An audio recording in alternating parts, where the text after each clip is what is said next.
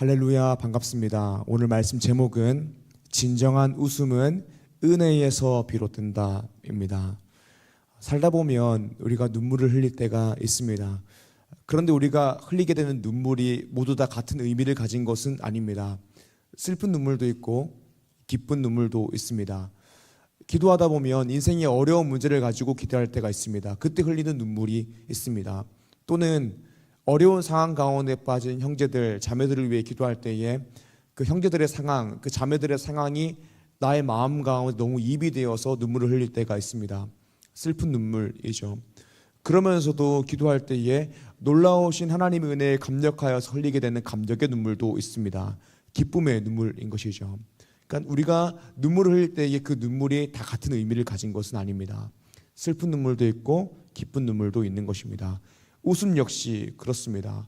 웃음도 모두 다 같은 의미를 가진 것은 아닙니다. 기쁜 웃음도 있는가 하면 슬픈 웃음도 있고 허탈한 웃음도 있습니다. 우리의 삶 가운데에서 드러나는 현상이 다 같다라고 해서 그 현상이 가지고 있는 의미가 다 같은 것은 아닙니다. 우리는 웃으면 좋은 인생이고 울면 안 좋은 인생이라고 쉽게 치부하기도 합니다. 하지만 인생은 그렇지 않습니다. 항상 웃고 있지만 웃는 것이 아닌 인생이 있고 늘 울고 있지만 그저 우는 것이 아닌 인생이 있습니다. 그러나 우리가 신앙인으로서 확실하게 이야기할 수 있는 것은 무엇이냐면 하나님께서 우리 인생 가운데에 개입하시면 우리 인생 가운데 흘리던 슬픔의 눈물도 기쁨의 눈물, 감격의 눈물이 되고 우리 인생 가운데 가지고 있었던 냉소적인 웃음도 참된 웃음, 진정한 웃음이 된다라는 것입니다. 오늘 말씀 제목은 진정한 웃음은 은혜에서 비롯된다입니다. 왜 하나님께서 우리 인생 가운데 개입하시면 우리 인생 가운데 참된 기쁨, 진정한 웃음을 가지게 될까요? 그 이유는 하나님께서 예수 그리스도를 통하여서 우리를 하나님과 올바른 관계로 만드시는 참된 행복으로 초청하시기 때문입니다. 그렇다면 이미 예수를 믿어 참된 행복을 얻은 사람은 어떻게 살아가야 될까요? 먼저는 내가 예수 안에서 행복을 누리며 예배하며 살아가는 것입니다. 두 번째로는 내가 받은 참된 행복을 전함으로써 열방이 참된 웃음을 가지도록 하는 것입니다. 사랑하는 여러분, 하나님은 우리를 향한 크고 놀라운 계획을 가지고 계십니다. 우리가 말씀을 통하여서 세 가지 나누고자 합니다. 먼저는 하나님께서 우리를 향한 크고 놀라운 계획을 가지고 계시다라는 것입니다. 두 번째로는 그 계획이 예수 그리스도라는 것입니다. 마지막으로는 예수 그리스도를 통하여서 참된 행복을 얻은 우리가 어떻게 살아가야 되는가입니다. 사랑하는 리조 청년 여러분, 오늘 말씀을 통하여서 예수 그리스도를 통하여 참된 행복을 얻음으로 진정한 웃음을 누리고 주님 앞에 믿음으로 반응함으로 하나님의 기쁨이 되어 살아가는 리조이스 청년 한 사람 한 사람 되시기를 주님 이름으로 축복합니다. 아멘. 오늘 말씀 첫 번째입니다. 첫 번째로는 하나님은 우리를 향한 놀라운 계획을 반드시 말씀대로 행하신다라는 것입니다. 우리는 신년이 되면 누구나 신년 계획을 다 작성합니다. 그리고 모든 계획은 다 그럴싸합니다. 누구나 계획은 그럴싸합니다. 하지만 자신이 계획한 그 계획을 행하는 것, 이루는 것은 조금 다른 문제입니다. 하지만 하나님은 우리를 향한 크고 놀라운 계획을 가지고 계실 뿐만 아니라 계획하실 뿐만이 아니라 우리를 향하여 가지고 계신 크고 놀라운 계획을 말씀하신 대로 반드시 행하시는 분입니다. 창세기 21장 말씀을 보게 되면 아브라함이 그토록 고대했던 아들, 또 하나님께서 그토록 약속하셨던 아들 이삭을 얻게 됩니다. 아들을 얻게 되는 과정에 대해서 말씀이 이렇게 설명합니다. 1절 말씀입니다. 여호와께서 말씀하신 대로 사라를 돌보셨고 여호와께서 말씀하신 대로 사라에게 행하셨으므로. 아멘. 여호와께서 말씀하신 대로 사라를 돌보셨다라고 합니다. 하나님은 어떤 분이시냐면 말씀하신 대로 우리를 돌보시는 분입니다. 돌본다라는 것이 무엇입니까? 하나님께서는 우리를 향하여 계획을 가지고 계시다라는 것입니다. 그 말씀에 근거한 계획을 가지고 계시다라는 것입니다. 1절 말씀을 계속해서 보게 되면 여호와께서 말씀하신 대로 사라에게 행하셨으므로 하나님께서는 말씀하신 대로 우리를 향하여 크고 놀라운 계획을 가지고 계십니다. 그리고 하나님께서는 말씀하신 대로 그 계획을 반드시 행하시는 분입니다. 하나님은 우리를 향하여 계획을 가지실 뿐만 아니라 그 계획을 반드시 말씀대로 행하시는 분이라는 것입니다. 하나님께서 아브라함을 향하여 가졌던 계획이 무엇입니까? 우리를 향하여 가졌던 계획이 무엇입니까? 창세기 12장입니다. 12장 1절에서 3절의 말씀입니다. 여호와께서 아브라함에게 이르시되 너는 너의 고향과 친척과 아버지의 집을 떠나 내가 내게 보여줄 땅으로 가라.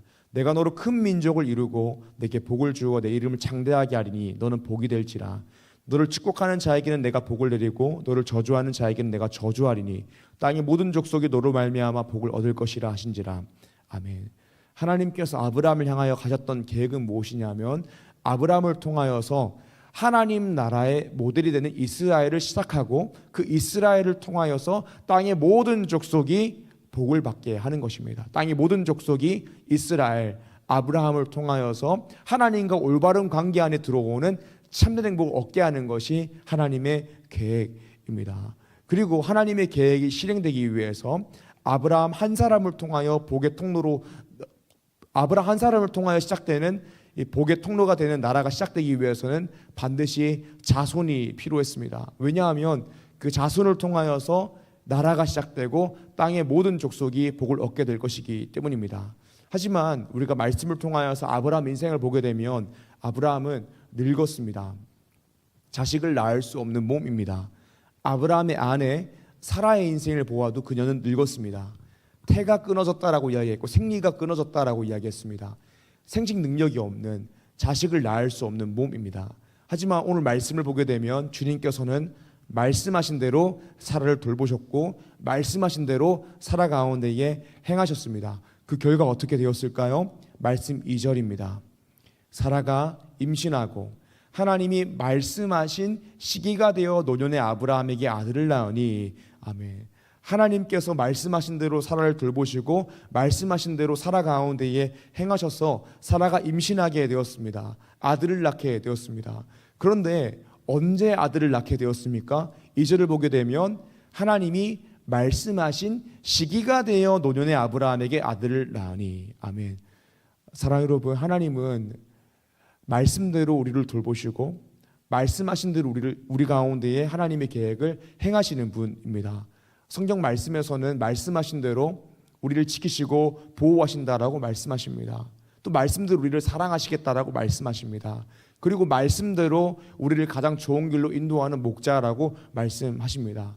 아브라함의 인생을 보게 되면 그의 인생 가운데 하나님께서 하신 약속은 무엇이냐면 자손이었습니다.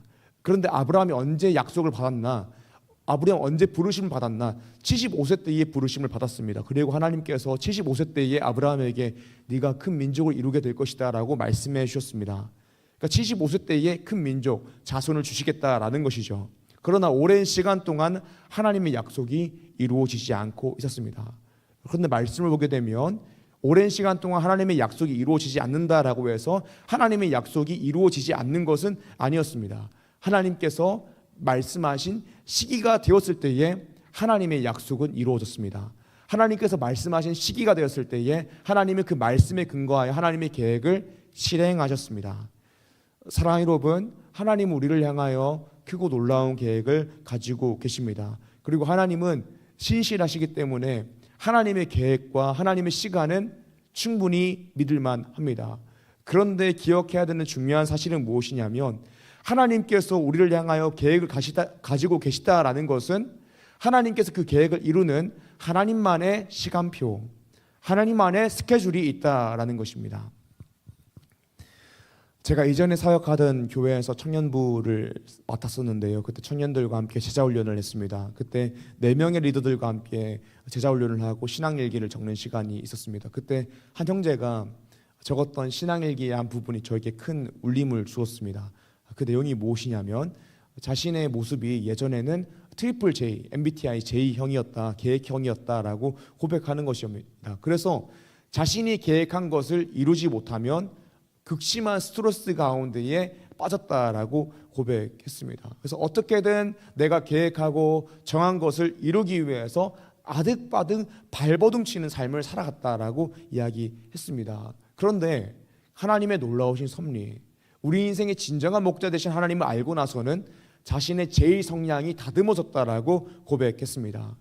내가 원하는 대로 되지 않았지만 더 좋은 하나님의 계획이 있다라는 것을 믿게 되었다라고 했습니다.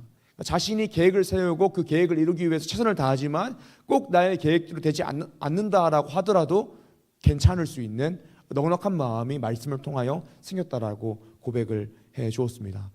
사랑하는 여러분, 우리가 신앙생활 하면서 우리로 하여금 가장 낙심하게 만들고 낭망하게 만들고 하나님께서 기뻐하시는 일들을 하지 못하게 만드는 성정이 무엇이냐면 조급함입니다. 조급함이 우리로 하여금 신앙생활을 제대로 하지 못하게 만드는 가장 큰 장애물 중 하나입니다.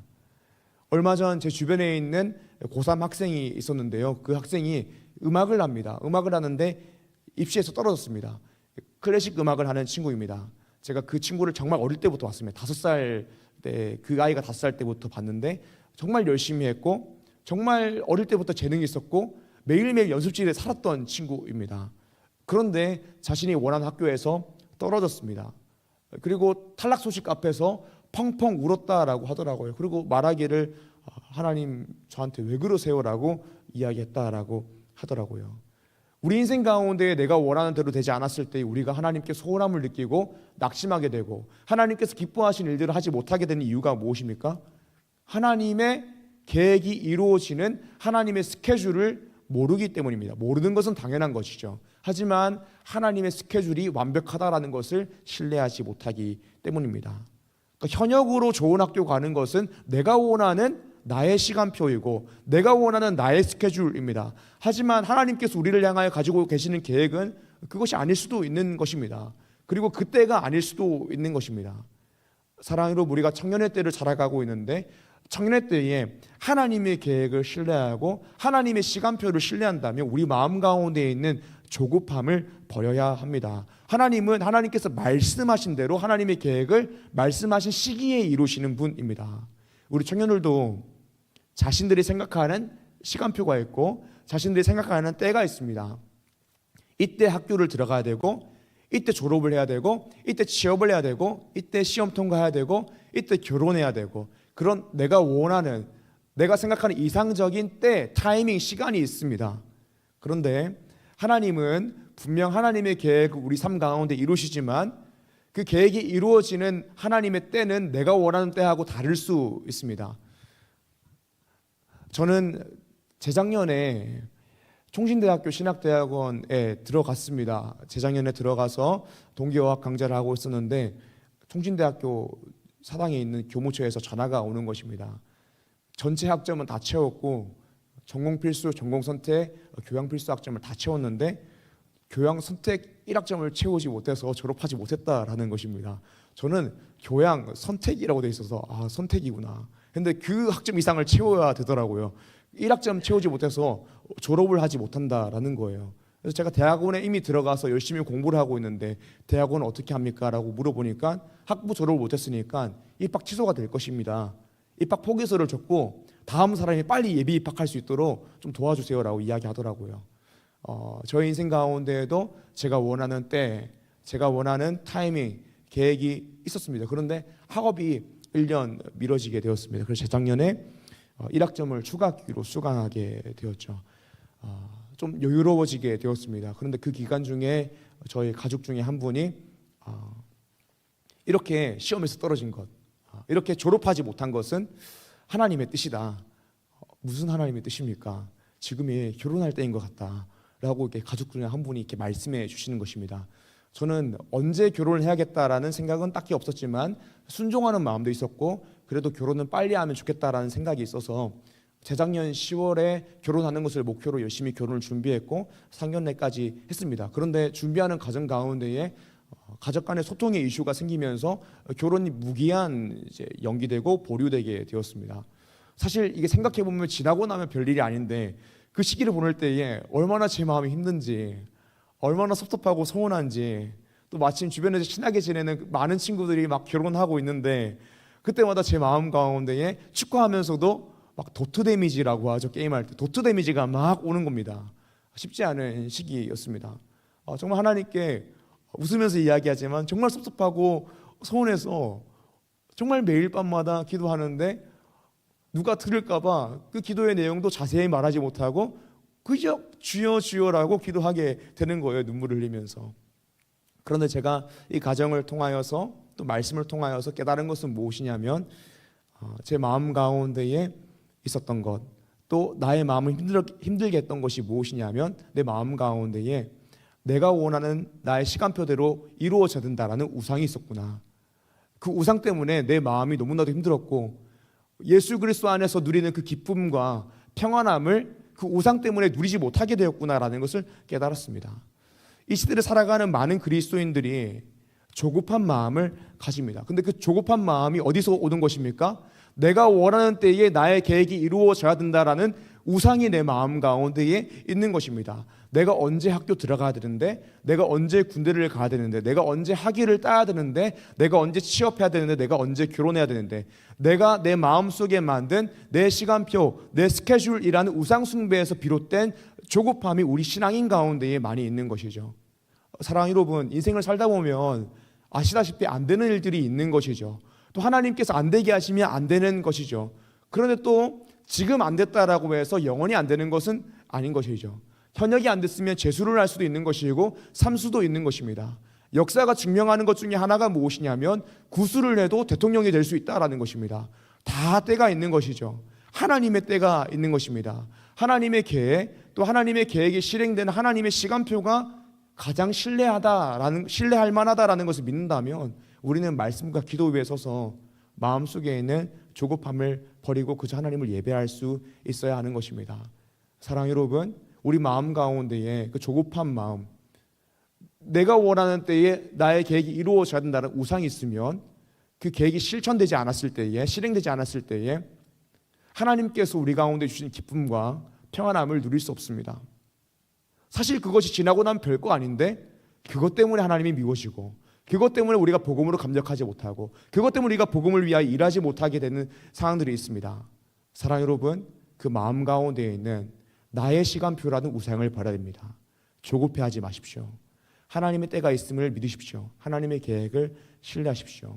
그리고 그저 하나님을 예배하고 말씀대로 살아가시기를 주님 이름으로 축복드립니다. 아멘.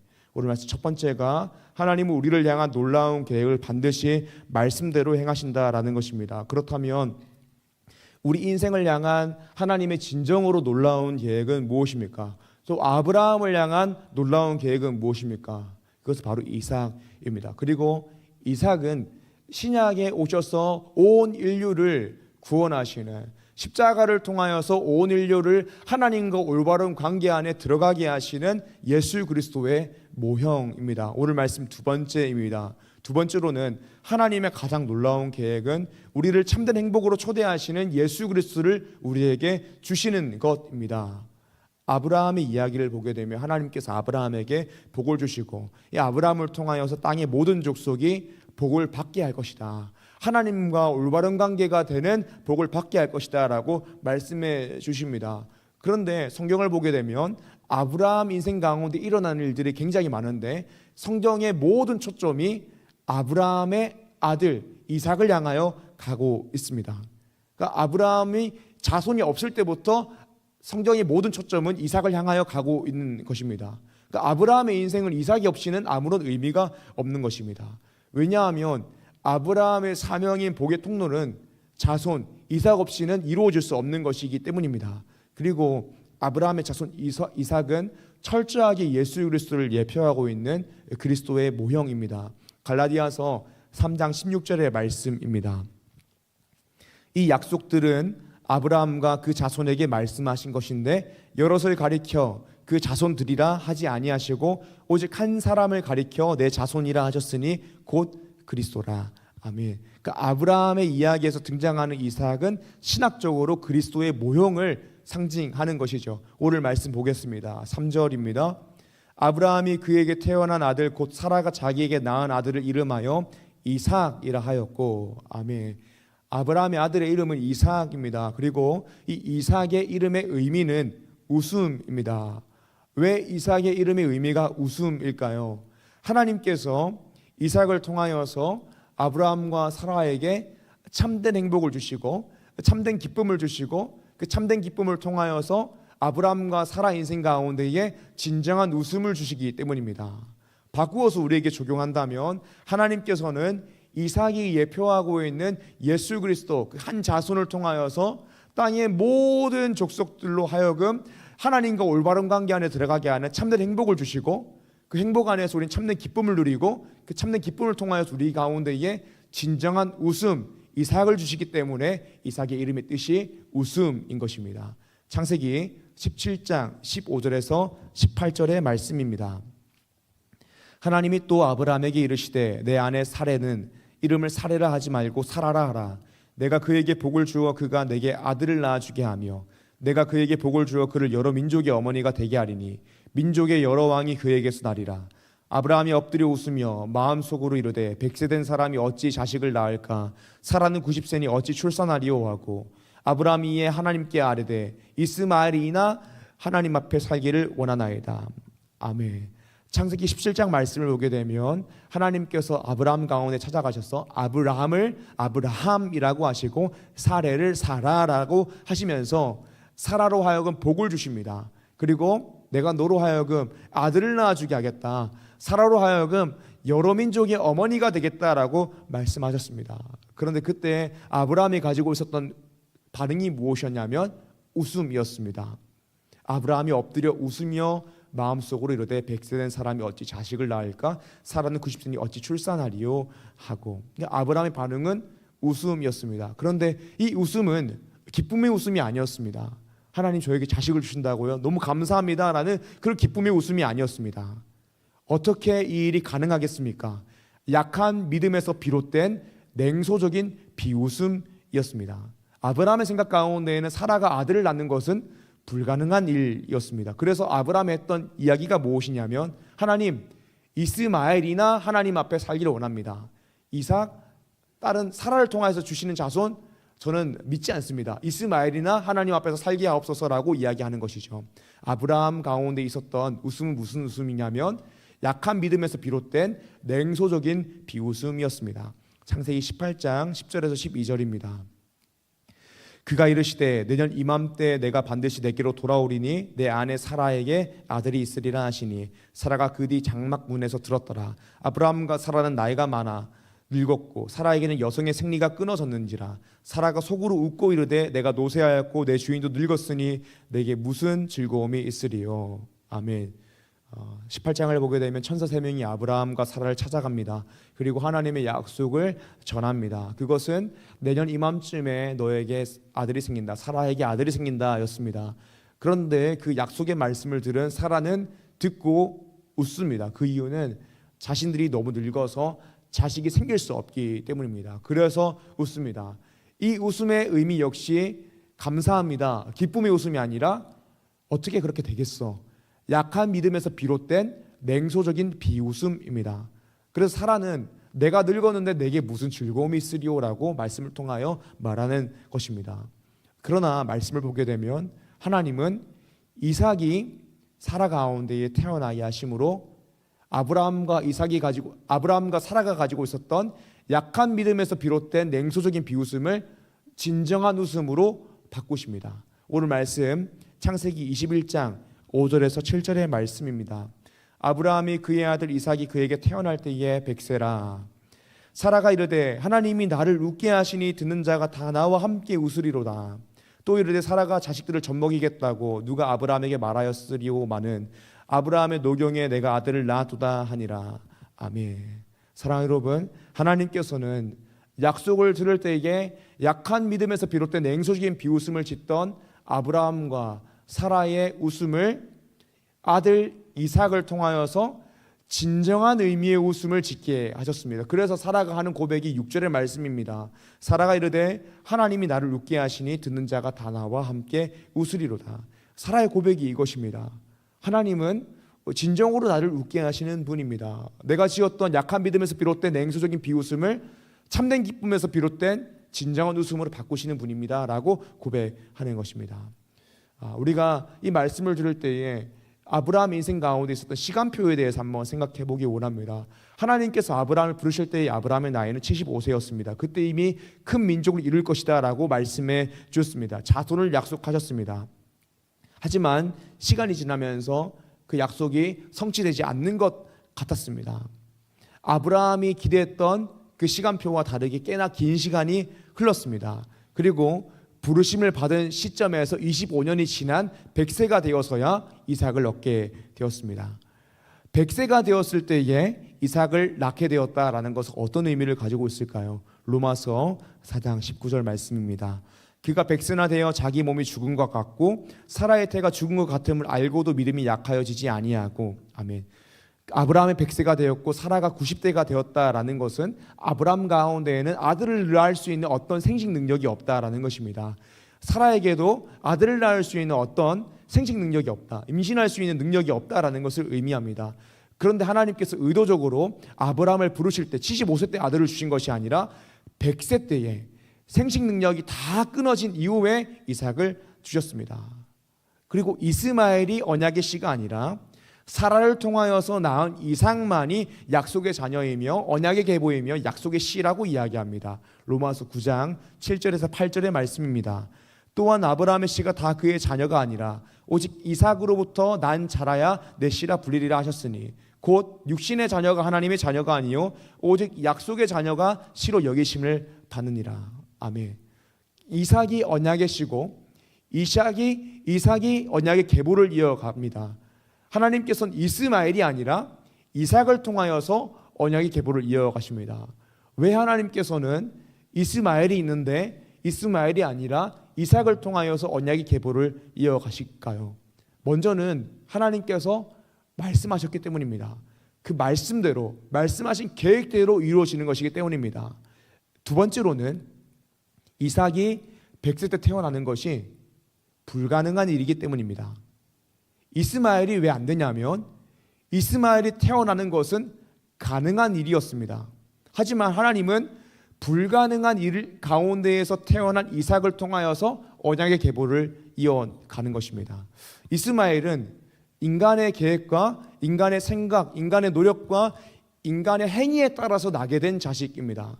하나님께서 분명 우리에게 자손을 주신다라고 했는데 사라에게는 생식 능력이 없으니 사라의 요정 하갈에게 들어가서 자식을 낳자. 이런 지극히 인간적인 생각과 계획과 행위와 노력의 산물이 이스마엘인 것입니다. 그러나 이삭은 아브라함에게도 무언가 할 수 있는 어떤 생식 능력조차도 사라지게 되고 사라는 한참 전에 생식 능력이 없어진 가운데에 태어난 아들입니다. 하나님은 100세 때 난 이삭을 통해 언약의 계보가 이어진다라고 말씀하십니다. 그러니까 불가능 가운데에서 태어난 이삭을 통하여서 언약의 계보가 이어진다라고 말씀하십니다. 그리고 이삭을 통하여서 이스라엘 나라가 될 것이며 그 언약의 계보 속에서 예수 그리스도를 통하여서 땅의 모든 족속의 복을 얻게 될 것이라고 말씀하십니다. 하나님께서 불가능한 가운데에 태어난 이삭을 통하여서 땅의 모든 족속에게 복을 주시는 이유는 무엇입니까? 그것은 이삭이 그리스도의 모형인데 구원이 우리의 행위가 아니라 우리의 노력이 아니라 우리의 계획이 아니라 구원은 철저히 하나님의 은혜 가운데 있다라는 것을 이삭의 출생을 통하여서 보여주시는 것입니다. 구원은 우리의 노력이 아니라 철저한 하나님의 은혜라는 것을 알려주시기 위해서 불가능한 가운데 태어난 이삭을 통하여 언약의 계보를 이어가신 것입니다. 제가 2024년도에 겨울이었습니다. 2024년도 겨울에 겨울 수련회를 할 때 처음 우리가 갈멜산 수양관을 갔을 때이죠. 그때 뭔가 막 준비를 한다고 막 준비를 했는데 또 새로운 장소고 그렇다 보니까 좀 준비가 미비했습니다. 세컨 건반을 가지고 갔는데 세컨 건반 어댑터가 부서져서 김포까지 가서 어댑터를 구해오게 되고 기존에 있는 음향 시스템도 이상해가지고 음향도 왔다 갔다 하는 것을 경험하게 되고 또 강사 대기실도 준비하지 못하고 그런 준비가 안 된 상황 가운데에서 겨울 수련회를 진행하게 되었습니다. 그때 첫째 날에 박준우 교수님께서 오시고 둘째 날에 이정규 목사님께서 오셨는데 박준우 교수님이 제 교수님이다 보니까 제가 이런 마음들을 좀 털어놨습니다. 정말 열심히 준비를 했어야 되는데 정말 마음 다해 준비하지 못해서 너무 걱정이 된다. 우리가 재정을 써서 장소를 빌리고 재정을 써서 찬양팀을 부르고 재정을 써서 강사님을 불렀는데 내가 그 준비를 미비하게 했기 때문에 우리 청년들이 은혜를 못 받을까봐 너무 걱정이 된다, 불안한 마음이 너무 크다라고 제가 좀 말씀을 드리고 고민들을 이야기했습니다. 근데 박준호 교수님이 웃으면서 그렇게 말씀해 주시는 거예요. 우리가 준비되지 않았을 때에, 그러니까 우리의 노력과 행위가 들어가지 않았는데 은혜가 돼야 진짜 은혜 아니냐. 우리가 어떤 영적인 분위기를 고양하는 것을 막 잘 준비해서 은혜를 받으면 그건 사실 진짜 은혜가 아닐지 모르는데, 뭔가 준비 안 됐는데 은혜가 돼야지 진짜 은혜가 아니냐라고 말씀을 해주시는 겁니다. 하나님은 불가능한 가운데에서 태어난 이삭을 통하여 언약의 계보를 이어가셨습니다. 이삭은 그리스도의 모형입니다. 이것은 구원이 우리의 행위에서 비롯된 것이 아니라 철저한 하나님의 은혜다라는 것을 보여주는 것입니다. 사랑하는 여러분, 참된 행복이 무엇입니까? 그것은 하나님과 올바른 관계 안에 들어가 있는 것입니다. 하나님이 왕 되시고 우리는 백성 되고, 하나님이 아버지가 되시고 나는 자녀 되고, 하나님이 왕 되시고 우리가 백성 되는 것입니다. 그런데 우리가 행복하지 못한 이유가 무엇입니까? 그것은 우리 가운데 있는 죄입니다. 하나님께로부터 독립하고자 했던 그 죄 때문에 우리가 행복하지 못한 것입니다. 죄 때문에 하나님과의 관계가 단절되어서 우리가 행복하지 못한 것입니다.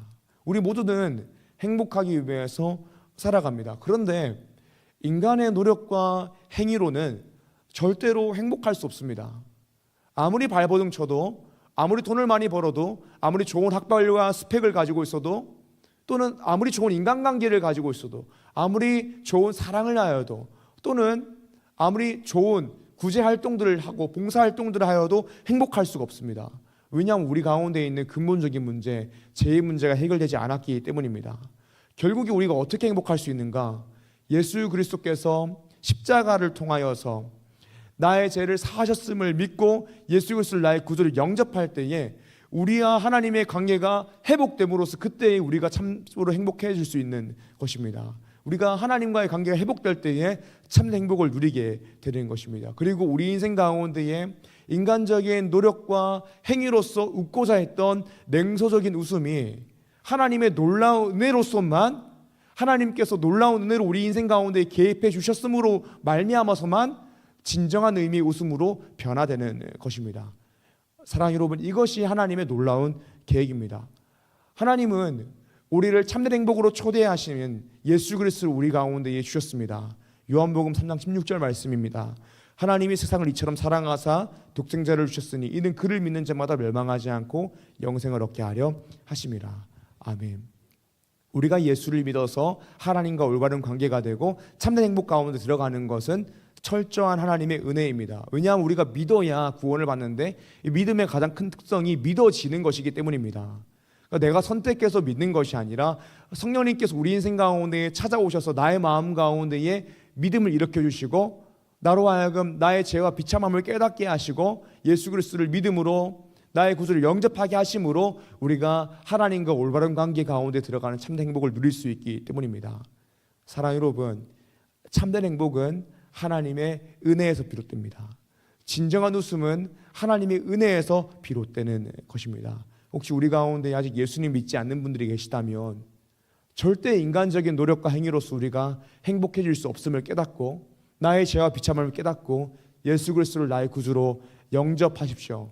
우리가 하나님과 올바른 관계 안에 들어갈 때에만 참된 행복을 누릴 수 있고 참된 행복에서 비롯된 진정한 웃음을 가진 인생이 될 수 있습니다. 그때 우리도 사라의 고백처럼 6절처럼 하나님이 나를 웃게 하시니 듣는 자가 다 나와 함께 웃으리로다 라고 고백할 수 있습니다. 오늘 말씀 세 번째입니다. 세 번째로는 은혜에 반응함으로 믿음으로 살아야 합니다. 우리가 놀라우신 하나님의 은혜로 참된 행복으로 초대하시는 예수님을 받았습니다. 그 은혜에 대한 반응으로서 우리 어떻게 살아가야 됩니까? 먼저는 오직 예수 그리스도 안에 거함으로 참된 웃음을 누리며 살아가야 됩니다. 참된 행복이라는 존재 상태 가운데에 들어왔으면 그 존재 상태에 거하는 것뿐만이 아니라 그 존재 상태 안에서 참된 행복을 누리며 살아가야 됩니다. 하나님을 예배하며 살아가야 됩니다. 두 번째로는 은혜에 대한 반응으로서 말씀대로 살아가야 됩니다. 하나님께서 우리에게 무엇을 말씀하셨습니까? 오직 은혜로 우리를 구원하셨음을 말씀해 주셨습니다. 그리고 그 무엇도 우리를 예수 그리스도의 사랑에서 끊을 수 없다라고 말씀하셨습니다. 하나님 사랑, 이웃 사랑하라고 하셨습니다. 그리고 복음 전하라고 하셨습니다. 주님께서 반드시 다시 오신다, 곧 오신다, 그때가 도적같이 이른다라고 말씀하셨습니다. 그리고 다시 오실 때에 우리는 부활하여서 영화로워지고 새하늘과 새 땅을 얻게 된다라고 말씀하셨습니다. 이 말씀을 들은 우리가 은혜에 대한 반응으로서 해야 될 가장 적절한 것은 무엇입니까? 먼저는 복음을 통하여서 참된 행복을 누리고 있으면 복음으로 감격하여 복음을 위하여 일하며 살아가는 것입니다. 복음을 전하며 살아가는 것입니다. 결국 그리스도를 예표하고 아브라함과 사라 인생 가운데에 진정한 웃음을 주는 매개체가 되었던, 불가능한 가운데 태어났던 이삭을 통하여서 주님께서 하시고자 하는 것이 무엇이냐면 땅의 모든 족속이 너를 통하여서 복을 얻게 될 것이다. 땅의 모든 족속이 너를 통하여서 하나님과 올바른 관계 가운데에 들어가는 참된 행복을 얻게 될 것이다 입니다. 사랑하는 여러분, 먼저 부름받은 자 가운데에는 사명이 있는 것입니다. 그것은 복음을 전하는 것입니다. 말씀을 보게 되면 끊임없이 말씀이 이야기하는 것은 우리가 하나님의 자녀 되었다, 하나님 나라 백성 되었다라는 정체성과 사명은 분리될 수 없다라는 것입니다. 복받은 자는 복을 전하며 살아가야 됩니다. 내가 예수 그리스도의 제자라면 제자답게, 제자로서 자기 십자가를 지고 자신을 부인하며 예수 그리스도를 따라가야 되는 것입니다. 백성이라면 백성답게 하나님의 통치를 받으며 살아가야 됩니다. 자녀라면 자녀답게 자녀된 수준을 가지고 살아가야 하는 것입니다. 이것이 말씀이 끊임없이 이야기하는 정체성과 사명의 내용입니다. 이제 우리가 전도 사역들을 시작하고자 합니다. 설이 지나면 노방전도를 시작하게 됩니다. 새솔동 플로깅 전도와 에리카 전도를 계획하고 있습니다. 사랑하는 여러분, 오늘 우리가 이 예배당에서 예배를 드리고 있고 우리 교회가 새솔동 가운데에 있고 여러분 한 사람 한 사람이 그린시티 교회 리지오 청년부의 일원이라는 것은 하나님의 부르심이라는 것을 우리가 꼭 기억해야 됩니다. 그리고 하나님의 부르심 가운데에는 사명이 같이 따라오게 됩니다. 그 사명이 어떤 사명입니까? 우리로 하여금 하나님께서 기뻐하시는 아름다운 공동체를 만드는 것이고, 우리의 예배로 하여금 하나님의 임재를 경험한 뜨거운 예배를 만듦으로써 이 시대의 많은 청년들이 우리 예배 가운데 왔을 때에 하나님과의 관계를 회복하게 되는 다윗의 장막을 만드는 것이고, 또 우리가 전도의 기지로서 이 시대에 행복하고자 하지만 절대로 행복할 수 없는 목자 없는 양같이 고순행하고 기진하고 있는 많은 청년들로 하여금, 그 청년 한 사람으로 하여금 우리를 통하여 복음을 듣고 예수를 믿고 참된 행복 가운데에 들어오게 하는 것이 우리의 사명입니다. 사랑하는 리주 청년 여러분, 오늘 말씀의 결론은 우리가 매일 강조하는 것입니다. 복음으로 감격합시다. 그리고 복음을 위하여 일하며 살아갑시다. 복음으로 감격하는 것, 말씀 앞에 서서 기도하고 찬양하고 예배함으로 감격합시다. 그리고 그 감격이 우리 인생의 원동력이 되어서 복음의 은혜로 얻게 된 그 감격이 우리 인생의 원동력이 되어서 주님을 위해서 무언가 하지 않으면 가만히 있을 수 없는 그런 존재, 주님을 위하여 무언가 복음을 전하지 않으면 살아갈 수가 없는 그런 존재가 되어서 사명을 감당하는, 복음을 전하는, 우리의 삶의 영역 가운데 하나님께서 맡겨주신 일들을 기꺼이 감당하는 리조의 청년 한 사람 한 사람 됩시다. 그때 주님께서 우리를 기뻐하시고 잘하였도다 착하고 충성된 종아라고 말씀하실 줄 믿습니다. 사랑하는 리조 청년 여러분, 하나님의 놀라우신 복음의 계획에 감격하여 그 감격이 원동력이 되어 복음을 위하여 일함으로 하나님의 기쁨이 되는 리조 청년 한 사람 한 사람 되시기를 주님의 이름으로 축복합니다. 아멘. 이 시간